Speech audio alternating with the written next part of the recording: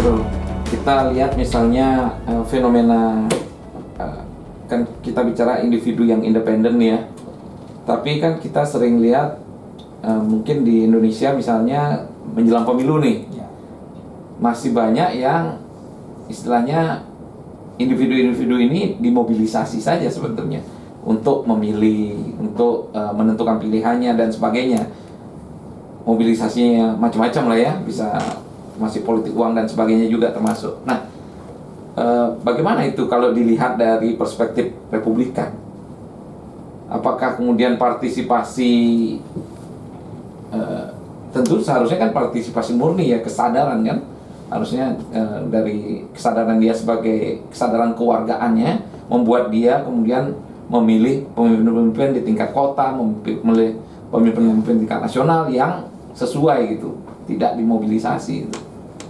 Bagaimana melihat fenomena itu Mas di tradisi Republikan itu? Nah, itu fenomena yang menarik sebenarnya. Gini, tradisi Republikan itu kan memang mendorong tadi ya. Jadi ketika tadi saya mengatakan kembali ke soal predikat ya, predikat atau status. Kalau seseorang disebut dengan citizen, dia punya kualitas sebagai seorang citizen.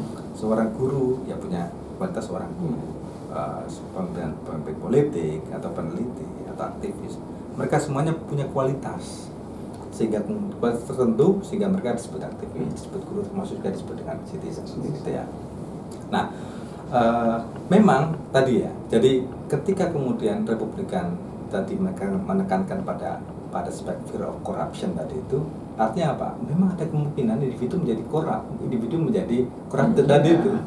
Ya mungkin mereka dimobilisasi, mereka kemudian diberi uang, segala rupa dan sebagainya. Itu sangat mungkin dan mereka tahu itu gitu. Nah, makanya dia kemudian bicara tentang aspek jangka panjang. Bagaimana kemudian misalnya potensi korup itu kemudian juga bisa diminimalisir dan individu tumbuh dengan kesadaran. Makanya aspek pendidikan menjadi salah satu kunci juga dalam tradisi Republikan ya. Bagaimana kemudian menumbuhkan kesadaran individu-individu yang tumbuh menjadi punya virtue, punya kualitas tertentu untuk menjadi warga negara yang aktif dan warga negara yang baik gitu. Pendidikan menjadi salah satu kuncinya, jangka panjangnya untuk mengeliminasi tadi proses orang menjadi corrupted atau kemudian menjadi sangat dependent gitu ya.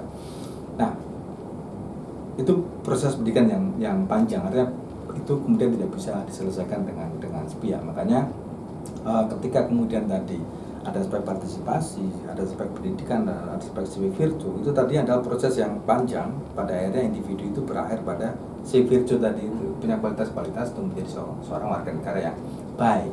Normatively speaking, itu yang kemudian dibayangkan oleh tradisi Republikan. Hari ini prakteknya memang kemudian ya berbeda. Maka banyak hal yang kemudian perlu kita bicarakan di sana. Apa yang kemudian membuat masyarakat kita menjadi mudah digiring, menjadi mudah disetir, menjadi mudah dimobilisasi. Penjelasannya bisa panjang gitu. Tapi satu yang kemudian bisa saya garis bawahi adalah justru karena masyarakat kita bisa mudah dimobilisir, mudah dipolitisasi, ini yang kemudian membuat kepentingan publik menjadi susah dibayangkan gitu. Kenapa?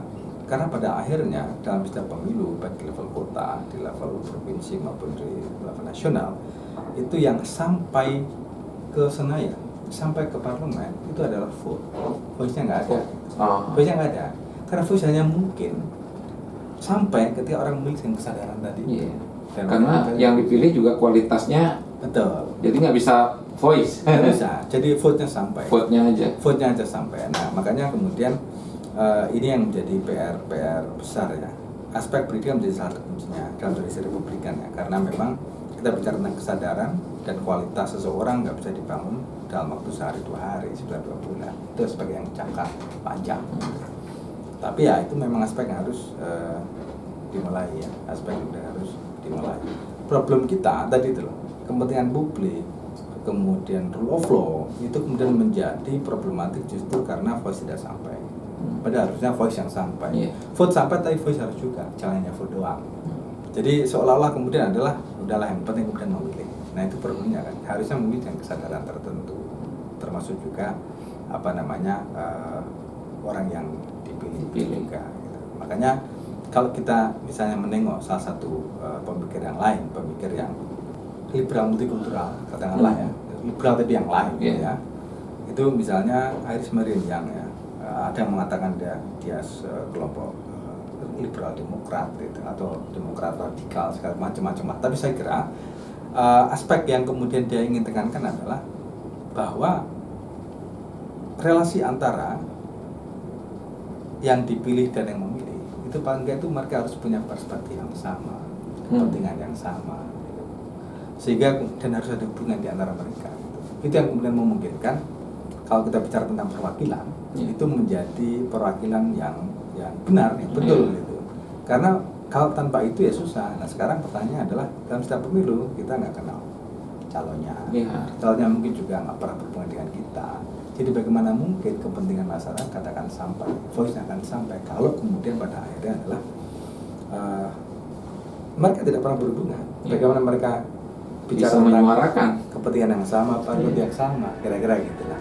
Itu kemudian yang aspek penting kalau kita bicara tentang tadi vote dan voice tadi.